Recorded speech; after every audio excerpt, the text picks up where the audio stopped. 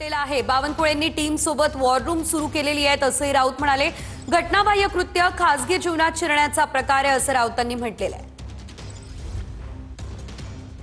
बावनकुळे आणि त्यांची टीम भाजपची रवींद्र चव्हाण, मुंबईतले काही बिल्डर्स, भाजप बरोबर असलेले, नागपुरातल्या काही यंत्रणा या एकत्र येऊन त्याने एक वॉर रूम उघडलेलं आहे त्यांचं खाजगी, आणि त्या माध्यमातून भारतीय जनता पक्षाचे शिंदे मिंदे गटाचे सुद्धा लोक त्याच्या सर्व्हेलन्स खाली आहेत आणि शिवसेना माननीय उद्धव बाळासाहेब ठाकरे, शरद पवारांचे लोक, काँग्रेसचे लोक हे सगळ्यांवरती व्हिजिलन्स आहे। हे अत्यंत बेकायदेशीर कृत्य आहे, घटनाबाह्य कृत्य आहे। आमच्या खाजगी जीवनात हा घुसण्याचा प्रकार आहे।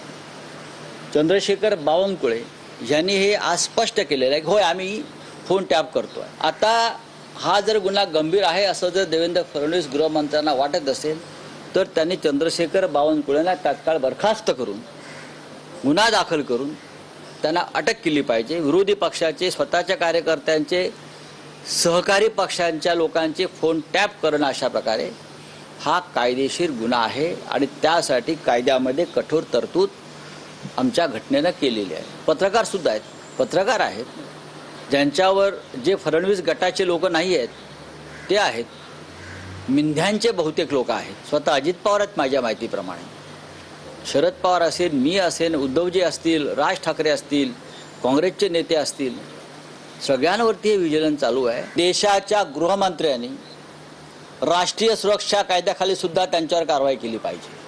हे अशा प्रकारची माहिती बाहेर कुठे देत आहेत का मिस्टर बावनकुळे?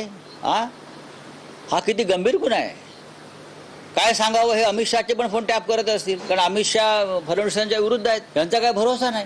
कोणासाठी चाललंय हे? कुठून आली यंत्रणा ही? या यंत्रणा यांच्याकडे आल्या कुठून? जर अशा प्रकारची यंत्रणा वापरली जात असेल तर अत्यंत हे राष्ट्रद्रोही कृत्य आहे।